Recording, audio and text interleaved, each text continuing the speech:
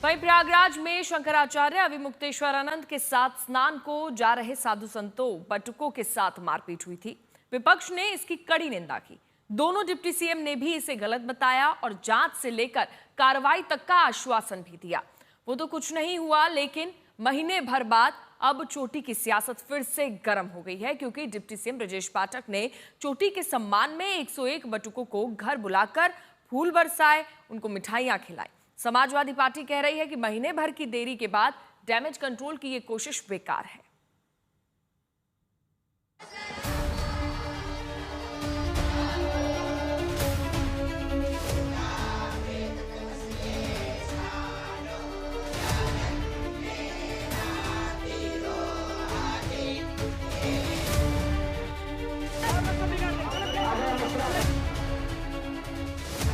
लखनऊ में आज बटुकों को तिलक किया गया, पुष्प वर्षा हो रही थी, स्वादिष्ट मिठाइयां खिलाई जा रही थी। उत्तर प्रदेश के डिप्टी सीएम ब्रजेश पाठक अपनी पत्नी नम्रता पाठक के साथ लखनऊ आवास पर बटुकों का स्वागत कर रहे थे। मौनी अमावस्या पर प्रयागराज में संगम तट पर साधु संतों बुजुर्गों बटुकों के साथ पुलिस ने जो चोटी दमन किया था, उन्हीं बटुकों को पूरे 1 महीने बाद डिप्टी सीएम घर बुलाकर फूल बरसा रहे थे, मिठाइयां खिला रहे थे। प्रयागराज के तट से शुरू हुआ विवाद महीने भर में गंगा की उल्टी धारा चढ़कर लखनऊ तक पहुंचा था। ये नेता का प्रायश्चित था या सत्ता का पाखंड, इसे लेकर जुबानी हमले शुरू हो गए। अब कितना भी ढोंग कर लें, बटुकों को ला करके कितना भी ढोंग कर लें, जब पूजनीय शंकराचार्य जी का अपमान हुआ है तो उनके सम्मान में उनको इस्तीफा दे देना चाहिए। 18 जनवरी को ये घटना घटी थी और आज जो है 18 फरवरी हो गया है। 1 महीने के बाद जो है प्रदेश के डिप्टी सीएम अपना विरोध प्रकट करने का काम कर रहे हैं। अगर उनमें जरा सा भी मॉरल है तो शंकराचार्य जी के हुए अपमान के विरोध में उन्हें अपने पद से तत्काल रूप से इस्तीफा दे देना चाहिए। विपक्ष सवाल उठा रहा है कि एक ही विषय पर सरकार की ओर से दोहरा मापदंड उनकी खोखली सियासत को उजागर करता है।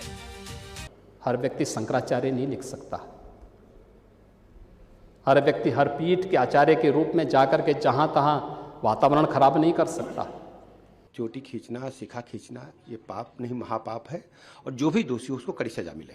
जिन लोगों ने भी किया है उसकी जांच करके, जो उनकी जांच करके, जो भी किसी भी पूज्य संत आचार्य को, शंकराचार्य जी को, किसी भी संत का भी अनादर हमारे यहाँ करने का वो नहीं है।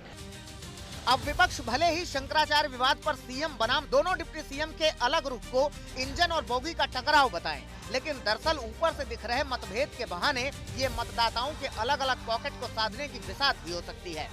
क्योंकि एक तरफ लखनऊ दौरे पर पहुंचे संघ प्रमुख 35 मिनट तक सीएम योगी से मुलाकात करते हैं, तो ठीक अगले दिन 15 मिनट की मुलाकात केशव मौर्य के साथ और फिर 15 मिनट की मुलाकात ब्रजेश पाठक के साथ भी होती है। यूपी के सियासी गलियारे में माना जा रहा है कि संघ प्रमुख इन तीनों नेताओं से अलग अलग मुद्दों पर फीडबैक लिया है, जिससे यूजीसी बिल, शंकराचार्य मुक्तेश्वरानंद विवाद और काशी में मणिकर्णिका घाट ध्वस्तीकरण के बाद बन रहे माहौल को लेकर फीडबैक लिया गया है।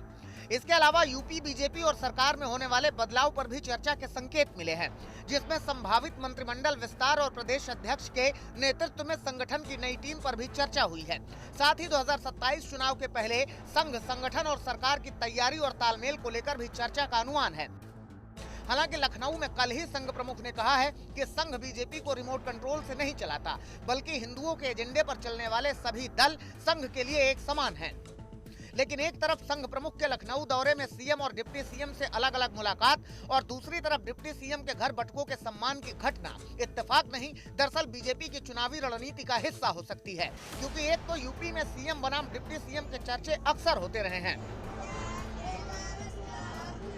मसलन 2019 में केशव मौर्य के पीडब्ल्यूडी विभाग में कमियां निकाली गई तो केशव मौर्य ने लखनऊ विकास प्राधिकरण में भ्रष्टाचार का सवाल उठा दिया।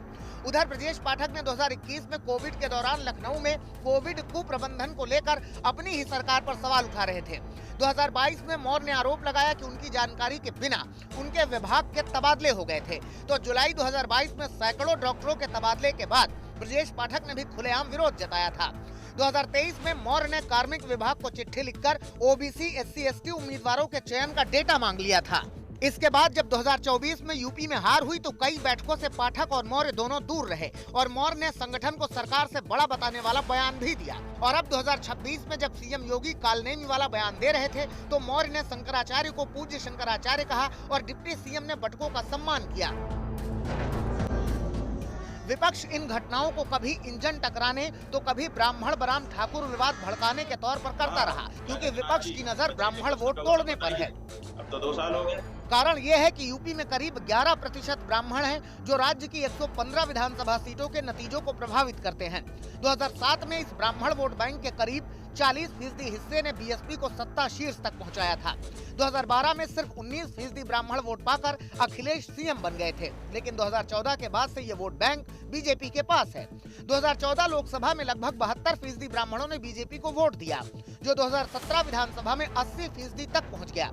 2019 लोकसभा में फिर 83% ब्राह्मण वोट बीजेपी को मिले तो 2022 विधानसभा में 89% तक ब्राह्मण वोट बीजेपी को मिले, लेकिन 2024 में 80% से भी कम ब्राह्मण वोट एनडीए को मिले।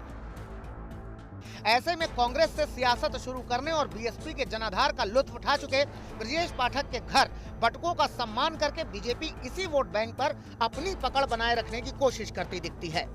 कुमार अभिषेक, लखनऊ, आज तक।